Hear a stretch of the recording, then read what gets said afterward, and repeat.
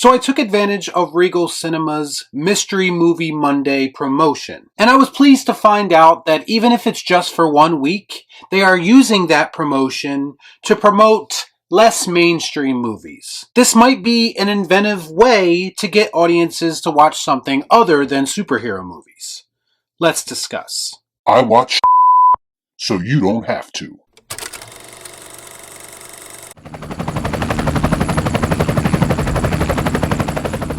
Kandahar follows an undercover CIA operative, played by Gerard Butler, who gets stuck behind enemy lines in Afghanistan after his mission is compromised. Accompanied by his translator, he must fight enemy combatants as he tries to reach the extraction point in Kandahar. So I spoke about this a little bit when I reviewed Plane earlier this year, a movie that I did find some enjoyment in, by the way. But there's just something about Gerard Butler when he's in a movie that just makes you naturally pull for his character as an audience member.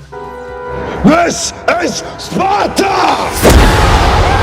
He just has a natural likability and a screen presence that's bolstered by his very masculine persona. A quality that is very rare in modern films, so I think that's why I get a bit more enjoyment out of a Gerard Butler performance. And much to my surprise, he was somewhat more of a reserved character than I was expecting for a movie like this. No. And to me, this is the difference between Liam Neeson movies and Gerard Butler movies. I mean, both of them have become their own genre at this point, but Gerard Butler's characters in his movies always seem a bit more grounded to me. He feels more naturally like a regular person in an extreme situation. And to me, that makes his characters more realistic and more relatable. That makes sense. They could have had him plowing through nameless and faceless Middle Eastern bad guys with hand-to-hand combat in this film, but they don't portray him as that type of agent. He's still good at what he does, but he also makes mistakes. He is flawed. It makes you buy into his situation, and it raises the stakes as it places him in real peril. Even with the villains in this movie, and I use that term loosely, because there is a moral conundrum happening below the surface in this film, where it presents the idea that no one in this situation is completely innocent. Nobody's innocent. And the perceived villains get these smaller character moments that make them a bit more interesting than your average one-dimensional character. The main antagonist who is trying to stop Gerard Butler's character from getting to the extraction point is an agent on the opposite side of this conflict. He's played by Ali Fazal, who gives a somewhat memorable performance in a somewhat limited role.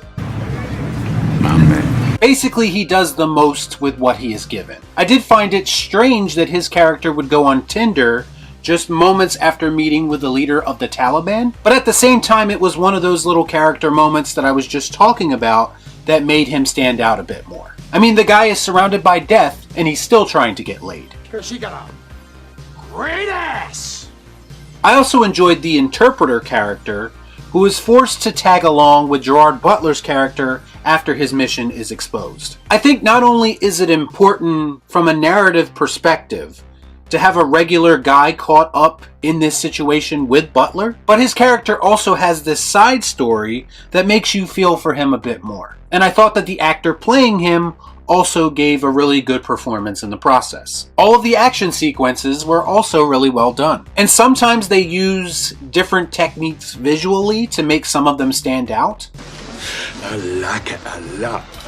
One scene in particular used heavy night vision technology, and because of that I found it to be particularly entertaining and memorable. Especially when it all boils down to Gerard Butler versus a helicopter. I mean, who doesn't want to see that? I think this movie's biggest issue is that because it's showing this conflict from all of these different sides, and all of these different sides are also after Gerard Butler for different reasons, and he does experience his fair share of double crosses throughout the film as well, that are kind of common in these espionage type stories. But because of all that, it is difficult at times to follow who each character represents at times. I don't get it. I think I got a good grasp of who everyone was by the end of the movie, but there were moments throughout the middle portion of the movie where I was kind of confused about who was who.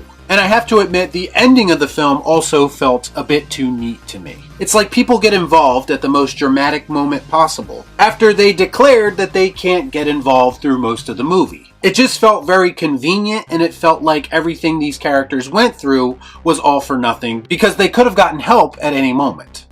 You leave me in the trenches taking grenades, John. And there's also this subplot where this reporter, who's the one who leaks all of the CIA information that ultimately gets Gerard Butler's character in trouble. She experiences consequences initially, but then kind of disappears throughout the middle portion of the movie, only to reemerge at the very end and also have a convenient resolution to her situation. And because of all of this, the climax of the movie did feel a bit anticlimactic to me. Also, I will admit that there are portions of the movie that drag a little bit, especially early on when they're trying to set up everything. I did enjoy the overall message of the movie that people need to remember what they are fighting for in these wartime situations. These wars aren't really designed to end, and it really shows how these never-ending conflicts affect different people on different levels. I guess I appreciated the attempt to not make the whole thing a one-sided point of view. Message! Overall, I found Kandahar to be somewhat enjoyable. I don't think it's a movie that I ever need to watch again, but for me, for a one-time viewing, it did its job. It tells a decent story with some familiar themes sprinkled throughout that you would come to expect from a movie like this. I actually ended up enjoying some of the more dramatic moments just as much, if not more so, than the action. To me, it was flawed, but it's still worth watching, especially if you're looking for a decent way to kill a Monday night. That's why I'm going to give Kandahar the Cathouse. Saved by kitty litter. Y'all be cool. Right on.